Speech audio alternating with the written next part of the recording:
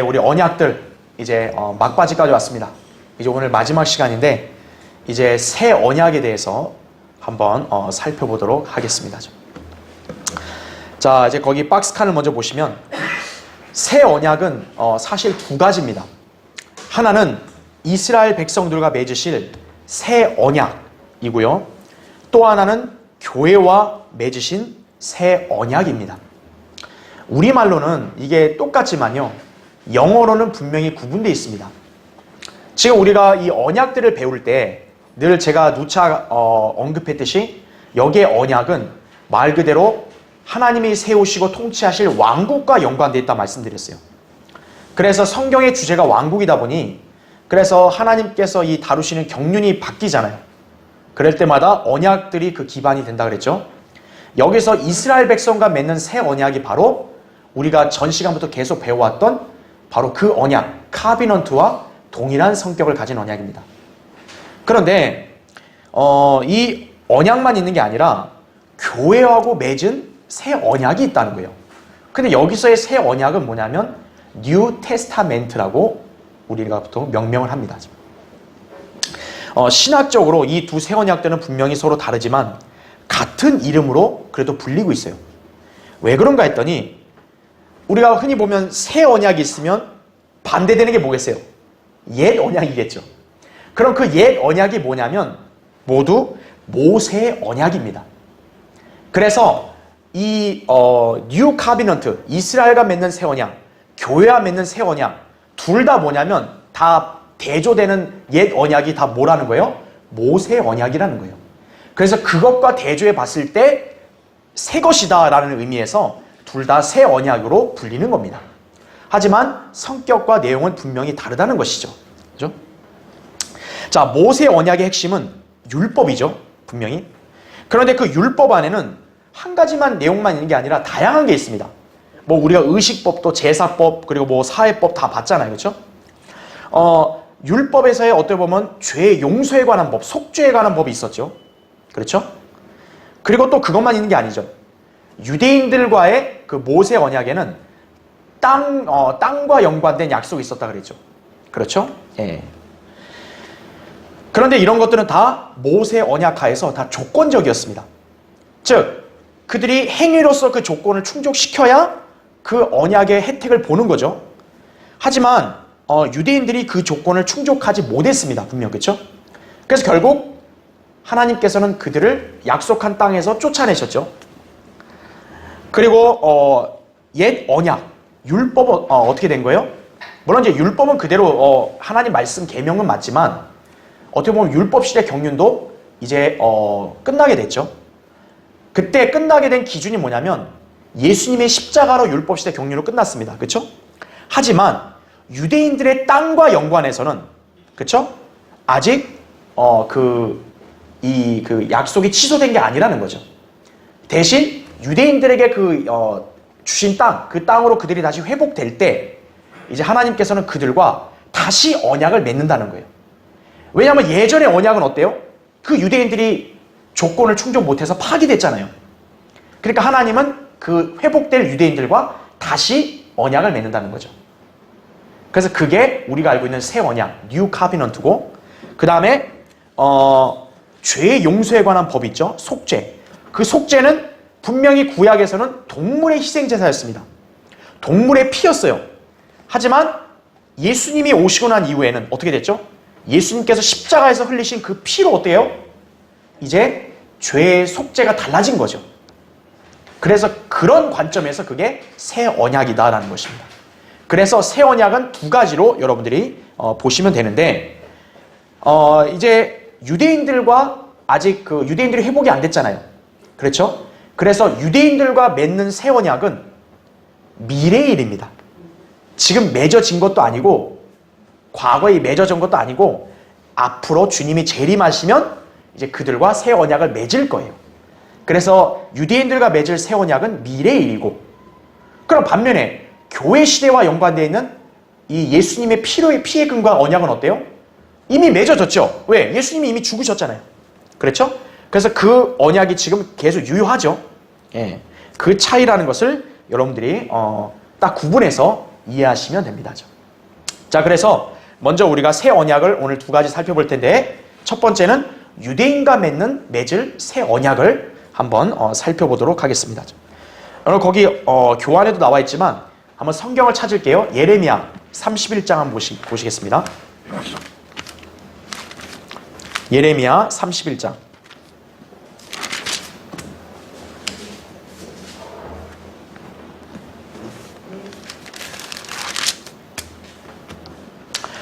예레미야 31장 거기 31절부터 보겠습니다.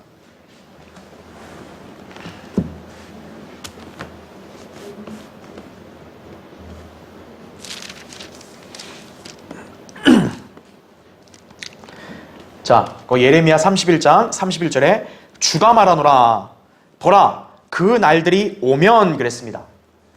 분명히 특이사항이 뭐예요? 아직 안 온 거죠. 그 날들이 오면 이 언약에 해당된다는 게 벌써 조건이 되죠. 자, 보세요. 그 다음에 내가 이스라엘 집과 유다 집과 더불어 새 언약을 맺으리니 그랬습니다. 그러면 이 언약의 대상은 당연히 누구라는 게 나와요? 이스라엘과 유다 집입니다. 그렇죠? 자, 계속 보시면 주가 말하노라 내가 이집트 땅에서 손으로 그들을 인도하였던 날에 그들의 조상들과 맺은 언약에 따른 것이 아니니 비록 내가 그들에게 남편이었지만 그들이 나의 언약을 파괴하였도다. 주가 말하노라 그러나 이것이 내가 이스라엘 집과 더불어 맺을 언약이 되리니 그날들 이후로 나는 내 법을 그들 속에 두며 그들의 마음속에 기록하여 나는 그들의 하나님이 되고 그들은 나의 백성이 되리라.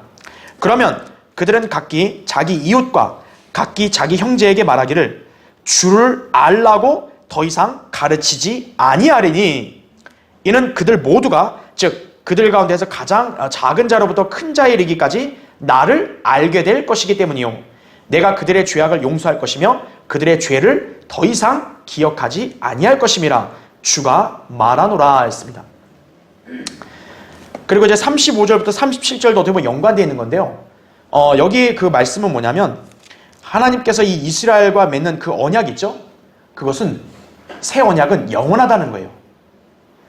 그러니까 그것을 확증하기 위해서 하나님은 어떤 비유를 쓰시냐면 태양과 달과 별의 법칙이 바뀐다면 이 언약이 없어질 거다 그러는 거예요. 근데 여러분 태양과 달과 별의 법칙을 인간이 바꿀 수 있어요? 없죠. 그 말은 뭐예요? 하나님이 이스라엘과 이 언약을 무조건적으로 맺으시고 영원히 간다는 거예요. 그렇죠?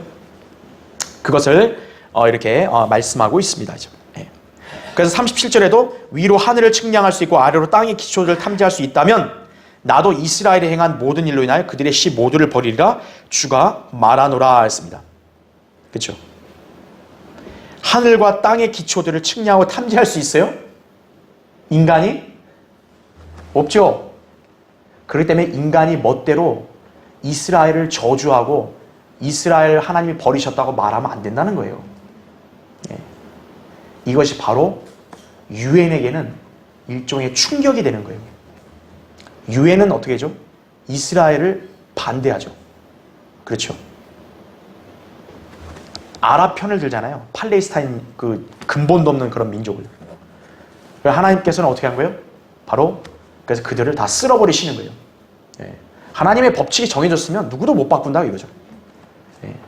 하나님께서는 지금 현재 팔레스타인 땅, 또 아브라함이 약속한 그 땅의 모든 것을 하나님께서 유대인에게 주시는 거예요.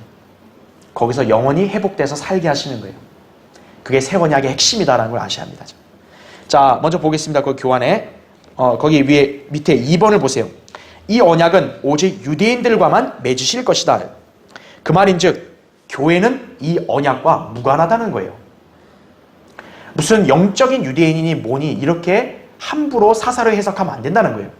이 언약은 누구에게 해당되는 거예요? 유대인, 이스라엘에게만 해당된다는 거죠. 하나님께서는 이 언약을 과거가 아니죠. 현재도 아니죠. 미래에 맺으실 것으로 말씀하셨습니다. 자, 그래서 이것은 교회와 무관한 거죠. 왜? 교회가 이미 교회 시대 경륜에 따른 언약은 이미 새 언약 그 전에 맺어졌잖아요. 그렇죠? 그러니까 이것은 미래에 맺을 건다 보니까 교회하고는 무관하다는 거예요. 자, 이것을 다윗의 언약과 한번 비교해 보겠습니다. 지난 시간에 다윗의 언약은 뭐라 했습니까? 메시아의 왕, 메시아께서 이제 다윗의 보좌에 앉아 그 왕국을 통치하신다는 게 예언의 핵심이었잖아요. 근데 중요한 건 뭡니까? 그 왕국에 메시아께서 앉으시는 때는 당연히 언제예요? 미래의 재림 때죠. 하지만 언약을 맺은 시점은 언제예요? 다윗 때 맺어진 거죠. 그렇죠. 그러니까 다윗이 살아있던 그 과거의 언약을 맺었고 성취되는 것은 언제예요? 재림 때 성취되는 거죠. 자, 그에 반해서 이 새 언약은 어떻습니까? 새 언약은 맺는 때도 언제예요? 미래라는 거죠. 그러니까 지금 이 새 언약은 아직도 맺어진 게 아니에요. 예, 유대인들과 맺은 적이 없어요. 하나님은. 이 새 언약은 재림 때 그들이 회복되면 이제 회복될 때 맺으신다라는 거죠. 자, 세 번째 보세요. 새 언약과 대조되는 옛 언약은 분명 모세 언약입니다. 자, 두 언약의 공통점은 하나님께서 유대인과 맺으셨다는 것이다 이거죠. 아까 봤던 옛 언약, 그렇죠? 옛 언약도 분명히 모세를 통해서 이스라엘 백성과 맺은 거죠. 근데 그게 파기되니까 하나님은 다시 이스라엘과 새 언약을 맺는 거예요. 그래서 새 언약을 말할 때 아까 우리 읽었던 32절에 보니까 이집트 땅에서 손으로 그들을 인도하였던 날에 그들의 조상들과 맺은 언약에 따른 것이 아니다라고 말하죠. 그러니까 이집트 땅에서 그들의 손으로 인도했던 때가 언제예요? 모세가 출애굽했던 때 아니에요. 그때 율법을 주시면서 언약을 맺었죠. 그거와 같지 않다 이렇게 말씀한 것이에요. 자, 그럼 밑에 동그라미 1번을 보겠어요. 모세 언약 하에서도 이스라엘은 하나님의 백성이었지만 그들은 그 언약을 파기했다. 그럼에도 이스라엘은 하나님의 백성의 자격을 아예 상실하지 않았다 이거죠. 그들은 예수 그리스도의 재림 때 다시 회복되어 하나님의 백성이 될 것이다 이거죠.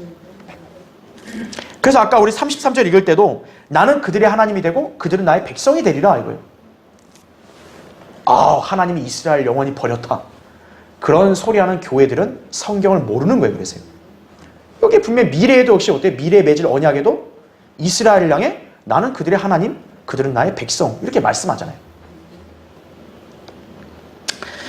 자, 2번 보시면 모세 언약 때는 하나님께서 이스라엘에게 율법을 기록한 돌판을 주셨습니다. 자, 율법은 분명히 돌판에 기록해서 줬고 법문으로 다 돼 있잖아요. 그렇죠? 그러나 새 언약에서 하나님께서는 하나님의 법을 돌판이 아니라 어디요? 그들의 마음속에 기록하시고 그들의 죄를 용서하신다라는 거죠. 그게 아까 봤던 우리가 33절에 보니까 나오죠. 그날들 이후로 나는 내 법을 그들 속에 두며 그들의 마음속에 기록한다 그래요. 구약의 모세에게 율법을 줄 때는 율법은 분명히 이스라엘 백성들 마음속에 기록된 적 없죠. 그죠? 그리고 중요한 건 그들의 죄를 용서하신다라는 거죠. 이것은 율법 시대와 달리 무조건적으로 시행될 것이에요. 그리고 영원할 것이다. 그죠? 자, 율법 시대는 분명히 조건이 있었죠.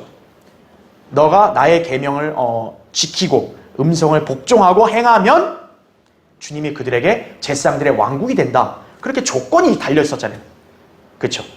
그리고 율법 시대에는 분명히 죄를 용서받으려면 속죄제의 제사를 드렸어야 되죠. 그런데 지금 이 미래의 재림 때는 하나님께서 그들의 죄를 그냥 용서하시는 거예요. 예. 그러니까 그 새 언약과 옛 언약은 대상은 똑같지만, 그렇죠? 분명히 그 내용과 본질은 다르다는 거죠. 예. 그래서 옛 언약과 비교할 수 없는 놀라운 복이죠, 이게 이스라엘에게는. 그렇죠? 자, 또 중요한 게 있어요. 3번에 새 언약에서는 아무도 자기 이웃이나 형제에게 주를 알라고 더 이상 말하지 않는다라는 거예요. 아까 우리 34절 읽을 때도 각기 자기 이웃과 자기 형제에게 주를 알라고 더 이상 가르치지 않는다 그러죠. 자, 이것은 뭐예요? 주님을 전파하는 것을 안 한다는 거예요. 그친다는 거예요. 왜냐하면 여기 보면 작은 자나 큰 자나 다 뭐예요? 주님을 안대요. 그럼 그때가 언제일까요? 지금 이 시대에 작은 자나 큰 자나 모든 사람들이 다 하나님과 예수님을 알아요? 믿었어요? 아니죠. 그래서 이때는 천년왕국 때라고요. 이때가 바로 재림 이후에 주님이 세상에 왕국을 세우실 천년왕국 때는 주님이 직접 눈으로 보이시니까 모든 사람들이 다 주님을 안다 이거죠. 그러니까 이미 눈으로 보고 아는 주님을 전파하는 이유가 없다는 거죠. 예. 그러니까 이 언약의 시기는 천년 왕국이기 때문에 교회와 무관하다는 거죠. 교회 시대는 어때요? 우리는 지금 주님을 전파해야 돼요? 안 해야 돼요? 전파해야 돼요. 모르는 사람들, 믿지 않는 사람이 너무 많잖아요. 그러니까 이 언약을 교회에다 적용시키면 안 된다라는 거죠. 네. 그럼 뭐예요? 복음 전파를 안 해야 된다가 되는 거예요. 근데 교회가 복음 전파를 안 하면 되겠어요? 지금도 전해야죠. 지금도 주님 모르는 사람들이 얼마나 많아요. 세상이 하나님을 아는 지식으로 충만해요? 아닙니다. 이사야 11장 9절에 보면 온 세상이 주의 지식으로 충만할 것이라고 말해요. 그때가 언제예요? 천년왕국 때라고요. 그러니까 천년왕국 때는 복음 전파를 하면 안 돼요. 내가 이 땅에서 너무 복음 전파 안 해서 내가 너무 죄송스러워서 내가 천년왕국 때 복음 전파하겠다. 그러면 오히려 저주받는다고 말씀하세요. 예. 그땐 다 아니까. 예. 그래서 교회의 시대에 해당되는 말씀이 이게 아니라는 거죠. 교회는 복음 전파의 사명을 받았잖아요. 그렇죠? 예. 자, 네 번째 보세요. 예레미야가 선포한 이 새 언약에 대해서 신약에서는 그럼 어디서 인용하고 있냐면 히브리서에서 인용하고 있어요. 여러분 거기 또 찾아볼까요? 히브리서 8장 한번 보세요. 히브리서 8장.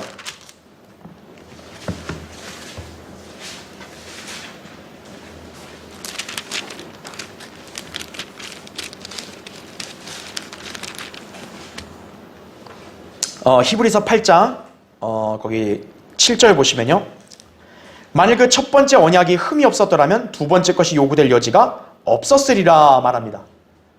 자, 첫 번째 언약이라는 말이 나오죠. 그렇죠? 그거와 비교해서 두 번째 언약이라는 건데 그 두 번째 언약이 뭐냐면 8절 보세요. 그들에게서 허물을 발견하고 그가 말씀하시기를 보라 그 날들이 오리라. 주가 말하노라. 내가 이스라엘 집과 유다 집과 더불어 새 언약을 맺으리라 말씀합니다. 두 번째 언약의 정체는 뭐예요? 바로 새 언약이에요. 그럼 첫 번째 언약은 당연히 뭐겠어요? 옛 언약이겠죠. 그게 바로 모세 언약이겠죠. 그러니까 모세 언약은 불완전하다 이거예요. 그래서 하나님께서는 다시 이스라엘과 이제 이제 그렇죠. 천년왕국 때 그렇죠? 새 언약을 맺으시는 거죠. 그래서 그게 나오는 거예요. 9절 보세요. 그것은 내가 그들의 조상의 손을 잡아 이집트 땅에서 인도하여 내던 날에 그들과 세운 언약과 같지 아니하니 이는 그들이 내 언약 속에 머물러 있지 아니하므로 내가 그들을 돌아보지 아니하였음이라 주가 말하노라.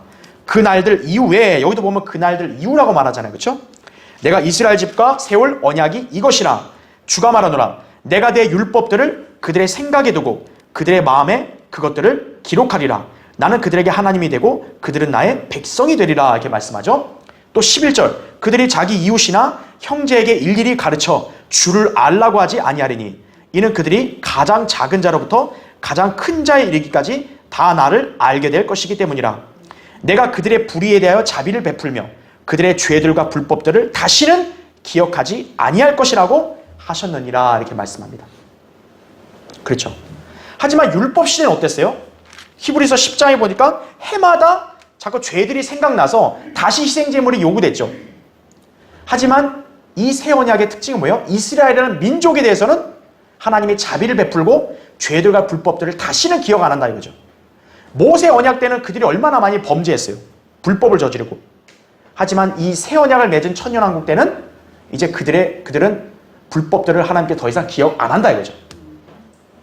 그리고 그들에게 마음속에 그들의 법을 기록한다는 거죠.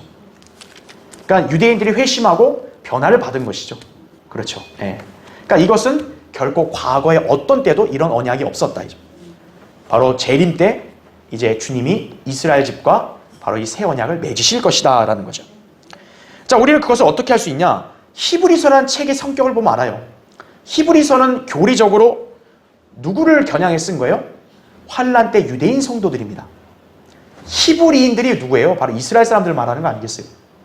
그러니까 환란 시대, 앞으로 재림 직전에 있는 환란 시대를 통과할 유대인들을 대상으로 쓴 거기 때문에 그래서 이 새 언약도 유대인들에게 해당되는구나 라는 것을 알 수 있는 거죠. 자, 그 다음 페이지 넘겨보세요. 자, 2번 유대인들은 대환란 때 심판을 받고 민족적인 회심을 할 텐데 이거죠. 분명히 대환란은 이스라엘을 고난을 통해서 하나님이 징계하시는 거죠. 근데 그 남은 자들이 이제 대환란을 통과하게 되면 심판을 받았으니까 하나님은 그들을 회복하시는 거예요. 그래서 그때 그들이 민족적인 회심을 할 텐데 그때 하나님께서는 그들에게 자비를 베푸셔 그들의 죄들을 용서하심으로써 그들은 어떻게 됩니까? 깨끗해질 것이다 이거죠. 그래서 사도행전 3장 19절에 그러므로 너희는 회개하고 돌이키라. 그러면 주의 임재하심으로부터 새롭게 되는 때가 올 때 너희 죄들이 지워지리라 이렇게 말씀하고 있어요. 그러니까 이것을 교회에 무슨 복음에다 적용시키면 안 돼요. 이걸 영적으로 해석하면 안 된다는 거죠. 이것은 말 그대로 베드로가 당시 이스라엘 사람들에게 전한 거예요. 그 주의 임재하심으로부터 새롭게 되는 때, 그때가 언제예요? 재림 때라고요. 천년왕국 때라고요. 그때 너희 죄들이 어때요? 이스라엘 백성의 죄들이 지워진다는 거죠. 이스라엘 백성이 얼마나 하나님 앞에 가증스러운 죄들을 많이 졌습니까? 특히 가장 심각했던 죄가 뭐예요? 그들이 예수 그리스도를 십자가에 못 박아 죽였잖아요. 그것만큼 가장 큰 죄가 어디 있어요? 근데 하나님은 이제 그들이 회심하게 되면 그들을 용서하시는 거예요. 예. 3번 따라서 이 언약은 천년왕국 때 효력을 발휘할 것이다. 그리하여 온 이스라엘이 구원을 받으리라. 기록된 바 이는 내가 그들의 죄들을 없앨 때 그들에 대한 나의 언약이 이것임이라. 로마서 11장 26절 27절에 말씀하세요. 그들의 죄들을 없앤다 이거죠. 예. 하나님께서 그들을 회심하면 그들을 딱 죄들을 용서하시고 그들을 깨끗하게 하시는 거예요. 그러니까 유대인 민족이 그래서 회복되는 거다 이거죠. 그때 하나님께서 이들에게 이제 그때 체결하시는 게 이 언약이다 이거죠. 그래서 이 언약을 맺으시면 하나님은 다시는 그들의 죄와 불법을 기억하지 않으시는 거예요. 예. 그렇게 된 때가 온다라는 것이죠. 그래서 제가 아까 언급을 안 했지만 교회 시대에는 복음을 전해야 되잖아요. 여러분 찾으실 필요는 없습니다. 스가랴 13장 13절에는요. 이렇게 나와요. 한번 잘 들어보세요. 어떤 자가 여전히 예언하게 되면 그를 낳은 그의 아비와 그의 어미가 그에게 말하기를 너는 살지 못하리니 이는 내가 주의 이름으로 거짓말을 함이라 할 것이며 그를 낳은 그의 아비와 그의 어미는 그가 예언할 때 그를 찌르리라 이렇게 말하고 있어요. 오히려 뭐라고 하냐면 우리는 지금 하나님 말씀을 예언해야 되죠. 교회 시대에는 전파 안 하면 그게 하나님 앞에 책망받는 거죠. 죄 짓는 거고. 근데 이때는 뭐예요? 예언하면 너는 살지 못한다. 넌 죽는다 이거죠. 예, 거짓말 한다는 거예요. 아니 어떻게 주님을 전파하고 예언하는 게 거짓말이 됩니까? 천년왕국 때는 뭐예요? 이미 거의 모든 예언들이 다 성취됐잖아요. 거의 모든 예언들이. 그리고 그분이 직접 눈으로 나타내 보이시잖아요. 다 모든 사람들이 알게 되는데 그분을 전파한다는 것은 말이 안 되는 거죠. 자, 그래서 그게 바로 새 언약, 뉴 카비넌트, 유대인들과 맺으시는 천년왕국의 언약이다 라고 여러분들이 기억하시면 되겠습니다. 자, 그러면 이번에는 반면에 교회와 맺으신 새 언약을 한번 살펴보겠습니다. 자, 이것은 뉴 테스타멘트라고 우리가 보통 얘기합니다. 여러분이 성경을 얘기할 때 구약, 신약이란 말을 많이 쓰죠. 그때 신약이 바로 이 새 언약을 말하는 거예요. 뉴 테스타멘트라는 거죠. 그래서 거기 첫 번째 보시면 예레미야 31장의 새 언약은 교리적으로는 왕국 시대에 적용될 것이지만 영적으로는 교회에 적용할 수도 있다라고 했어요. 그래서요, 이 예레미야 31장과 히브리서 8장에 있는 새 언약을요, 몇몇 교회들이나 목사들은 교회 시대에 적용하는 경우도 있어요. 그러니까 왜 교회 시대에 적용하냐면 아까 우리가 읽었던 거 있죠. 그들의 죄들과 그들의 불의에 자비를 베풀고 죄들과 불법들을 기억 안 한다 그랬죠. 그 말씀 때문에 히브리서 8장의 새 언약을 교회에다 적용하는 거예요. 그러니까 실제로 보면 그것도 맞는 말이에요. 왜냐하면 예수 그리스도의 피는 뭐예요? 단번에 완전한 구속을 이루었고 우리 죄들을 제거했잖아요. 예수님의 피가. 그러니까 예수님의 피로 죄사함 받은 사람들은 더 이상 하나님께서는 그 죄들로 인해 우리 형벌을 내리시지 않죠. 그런 면에서는 교회에게 영적으로 적용할 수도 있어요. 그리고 실제로 우리는 어때요? 여기 나왔던 대로 그분의 법, 하나님의 법을 우리는 무슨 돌판으로나 무슨 책으로 받은 게 아니라 어때요? 마음속에 우리가 성령의 법을 가지고 있죠. 그렇죠? 또 그들의 죄악을 더 이상 기억하지 않겠다는 말씀, 이것도 우리에게 적용되는 것이. 그래서 거기 히브리서 10장을 한번 보세요. 히브리서 10장에 보면 16절 보세요. 그 히브리서 10장 16절에 자, 여기 이것 때문에 이 소위 몇몇 목사들이나 설교자들이 헷갈렸던 거예요. 새 언약을 그냥 교회에게 적용시켜버리는 우를 범한 거예요. 잘 봐야 돼요. 16절.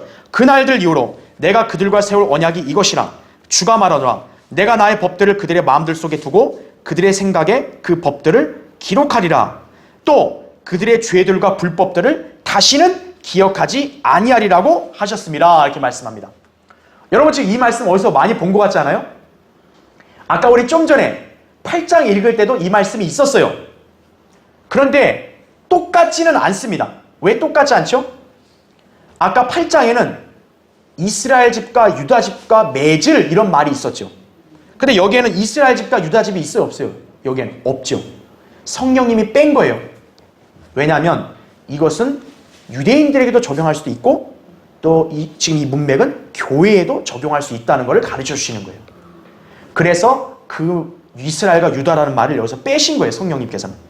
그리고 중요한 건 여기서 이집트 땅이란 말이 나와요? 안 나와요? 이집트 땅에서 그들과 맺은 언약이란 말이 나와? 안 나와요? 안 나오죠. 그래서 이것은 유대인만이 아니라 교회에게도 적용됩니다. 그러니까 그것을 잘 구분해서 봐야 되는데 그걸 안 보고 그냥 이 말씀만 보고 8장하고 똑같네? 아 그래서 새 언약은 교회에게 해당되구나. 이렇게 잘못 적용하게 된 것이에요. 그래서 예. 자, 왜 이게 중요하냐면 거기 10장의 문맥이 뭡니까? 구약 시대의 그런 동물의 희생 제사는 어때요? 완벽한 구속이 아니니까 매일매일 드려야 되죠. 그런데 예수 그리스도께서 십자가에서 흘리신 그 피는 단번에 영원한 구속을 이루니까 다시 제사가 필요 없다는 거죠.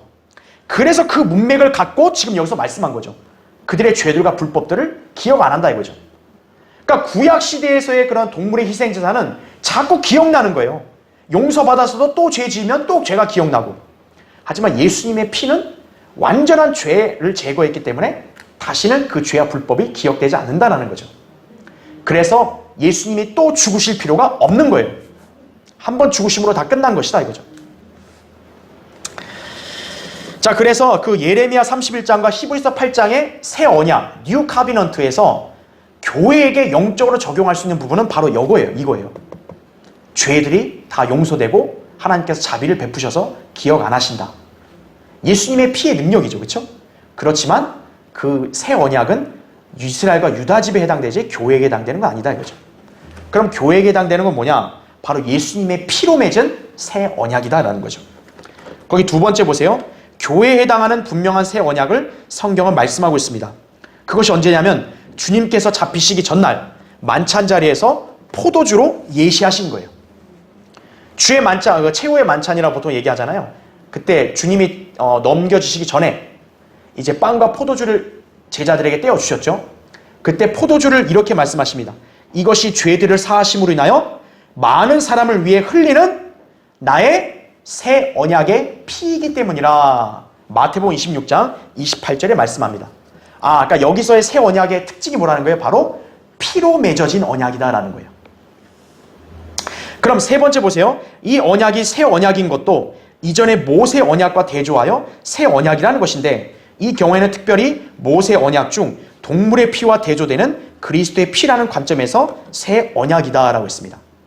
그런데요, 물론 이제 모세 언약, 옛 언약과 대조된다는 의미에서 새 언약이기 때문에 그렇게 말했지만 사실 동물의 희생 제사는 모세에게 율법을 준 이전에도 있었어요, 없었어요? 있었죠. 우리가 알고 있는 아담의 아들, 작은 아들 아벨은 어때요? 어린 양의 첫 배 새끼로 분명히 속죄를 받았죠. 그렇죠. 그 이후에도 그렇죠? 다 분명히 동물의 희생 제사는 존재했습니다. 그래서 엄밀히 말하면 여기서 새 언약이라 했을 때 옛 언약은 어떻게 보면 모세 언약하에서 어떤 율법의 그런 동물의 희생 제사라 말할 수 있지만 동물의 희생 제사라는 관점은 구약에 그 이전부터 다 있어 왔다는 거죠. 그거와 비교했을 때 예수님의 피로 맺은 이 언약은 새 언약이다라는 거예요. 자, 보겠습니다. 1번. 구약에서는 용서를 받기 위해 수많은 동물들이 피를 흘려야 했다 이거죠. 그것도 죄를 반복해서 지으면 반복해서 피가 흘려져야 했다. 그런 면에서 동물들의 피는 일시적이고 불완전했다 이거죠. 그래서 히브리서 10장 3절 4절에 그게 정확히 나오는 거죠. 근데 2번 보세요. 반면에 예수 그리스도의 피는 완전하고 영원하다라는 거죠. 그렇죠? 거기 여러분 히브리서 10장 펴 있죠? 보시면 거기 5절을 보세요. 그러므로 그가 세상에 오실 때 말씀하시기를 주께서는 희생제물과 예물을 바라지 아니하시고 나를 위하여 한 몸을 예비하셨도다. 주께서 번제들과 속죄제들은 기뻐하지 아니하셨으니 그랬습니다. 여러분 번제와 속죄제는 언제 드린 거예요? 구약에서 모세 율법하에 드린 거죠. 근데 하나님은 그걸 기뻐하지 않고 바라지 않았다는 거예요. 왜? 그건 불완전하니까. 그것은 단지 뭐예요? 완전한 구속을 이루실 분이 나타나기 전까지 그냥 하나님이 허락하신 거기 때문에 사실 하나님은 이걸 기뻐하지 않으셨다는 거죠. 그래서 7절 보세요. 그때 내가 말씀드리기를 오 하나님이여 보소서 두루마리 책에 나에 관하여 기록한 것과 같이 주의 뜻을 행하려고 내가 왔나이다 하였노라 하셨도다. 위에 말씀하시기를 희생제물과 예물과 번제들과 속죄제는 바라지도 아니하시고 기뻐하지도 아니하신다고 하셨으니 이것들은 율법에 따라 드려진 것이라. 그때 말씀하시기를 오 하나님이여 보소서 주의 뜻을 행하려고 내가 왔나이다 하셨으니 첫 번째 것을 폐하심은 두 번째 것을 세우려 하심이라. 그 뜻에 따라 한 번 예수 그리스도의 몸을 들이심으로 우리가 거룩하게 된 것이라.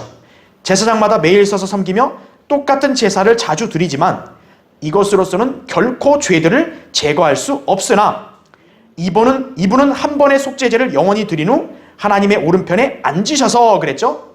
14절 보세요. 이는 그가 한 번의 제사로서 거룩하게 된 자들을 영원히 온전케 하셨기 때문이라 이거죠. 바로 이것입니다. 예. 그래서 아까 얘기했죠. 새 언약, 예 언약, 이스라엘 백성에게 해당되는 그 왕국과 연관된 새 언약, 예 언약 했을 때는 그들이 옛 언약을 조건을 못 지켜서 파기됐잖아요. 그래서 하나님이 미래에 다시 맺으시는 거고, 자 율법에 따른 제사, 어떻게 보면 동물의 희생 제사라는 관점에서 봤을 때는 그거는 뭐예요? 불완전하고 또 하나님이 원한 게 아니기 때문에 하나님께서 원하시는 바로 완전한 구속을 이룰 예수 그리스도께서 나타나셔서 희생되시고 난 다음에는 어떻게 돼요? 그 첫 번째 것은 어떻게 돼요? 폐지가 됐다 이거죠. 그러니까 왜냐하면 불완전하니까 하나님께서 그걸 폐지하고 이제 두 번째 맺은 새 언약으로 예수님의 완전한 구속을 이제 이루신 거죠. 그래서 예수 그리스도를 믿고 영접한 사람은 어때요? 그분의 피로 단번에 구속을 받은 거기 때문에 더 이상의 자기 속죄를 위한 제사가 필요 없는 거예요.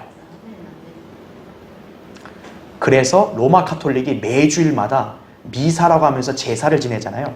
그것이 바로 뭐냐면 예수님의 십자가의 구속사역을 모독하는 행위예요. 그게 왜 매주마다 자꾸 제사를 지내냐고요. 빵 쪼가리 먹고 그냥 포도주 마시면서 취하고. 그거 예수님이 한 번 이뤘으면 끝난 거예요. 더 이상 제사가 필요 없다고요. 단번에 구속이 이루어졌기 때문에 그런 거죠. 그래서 동그라미 3번에 따라서 신약의 구속은 구약보다 더 확실하고 안전하다 이거죠. 구약에서는 용서를 받아도 또 죄를 지면 어때요? 불결하게 되죠. 그런 상태로 가면 성령님이 떠나버리시죠. 하지만 신약 시대는 완전한 구속을 받았기 때문에 성령님이 그 안에 내주하시는 거예요. 다르다고. 신약 성도가 바로 이 새 언약으로 구원받은 거기 때문에 구약 성도들보다 그 위상이 훨씬 더 대단한 거예요. 자, 네 번째 보세요. 이 언약은 피로 맺은 새 언약이기 때문에 예수님께서 죽으신 이후에야 효력이 발휘되었다 이거죠. 그래서 히브리서 9장에 보면은 유언이라고 말합니다. 유언. 그러니까 여기서 말하는 새 언약, 우리가 알고 있는 신약이라 했을 때 그 테스타멘트는 언약을 말합니다. 유언을 말합니다. 유언. 여러분, 유언은 언제 효력이 발휘돼요? 죽어야 효력이 발휘되죠. 즉 그 말은 뭐예요? 구약이라고 하면 동물이 희생당하여 죽어서 피 흘려야 효력이 발생하는 거고, 신약은 예수님이 피 흘려 죽으셔야 효력이 발휘되는 거죠. 그래서 구약과 신약을 엄밀히 구별할 때는 성경에서는 마태복음부터 그냥 신약으로 얘기하지만 신약이 본격적으로 시작된 때는 언제예요? 예수님이 십자가에 못 박혀 숨을 거두실 때예요. 그래서 그 전까지는 모두 구약시대라는 거죠. 그래서 우리가 마태, 마가, 누가복음, 요한, 특히 요한복음은 뭐 그렇다 쳐도 마태, 마가, 누가복음을 볼 때 예수님이 지상에서 사역하셨을 때 그런 가르치신 교리와 말씀은 모두 다 율법 시대 아래에서 말씀하신 거예요. 그래서 그것을 교회에다 적용시키면 바울이 가르친 신약 교회 시대 교리와 상충되는 거예요. 그래서 성경을 올바로 나누어서 공부해야 된다 이거죠. 네. 새 언약도 이렇게 올바로 나누어서 공부해야 된다는 것이. 그렇죠? 자, 결론적으로요. 자, 우리는 그동안 성경에 제시한 언약들을 살펴봤습니다. 성경은 7가지의 경륜들로 나뉘는데 그 경륜들의 변화를 이끄는 것은 바로 언약이라고 제가 말씀드렸죠. 물론 우리 교회 시대의 경륜도 어때요? 어떻게 보면 새 언약. 이 새 언약은 어떻게 보면 왕국이랑 좀 무관하죠. 교회는 좀 특별한 거죠. 그렇지만 하나님께서 이렇게 왕국을 세우시고 다스리시고 하는 그런 경륜에 연관된 언약들은 이제 어떻게 보면 7가지로 이렇게 제시가 된 겁니다. 그래서 이 언약들을 통해 우리는 시대에 따른 하나님의 경영 방침을 제대로 알 수 있는 것이 이게 성경의 주제예요. 이렇게 해서 성경을 공부해야 성경을 올바로 알 수 있는 겁니다. 그렇죠? 여러분 그동안 이 언약 배운 거 잘 기억하시고 여러분들이 이것을 기반으로 성경을 나누어서 공부하는 법을 잘 실현하시기 바랍니다. 예, 다음 시간에 계속 하겠습니다.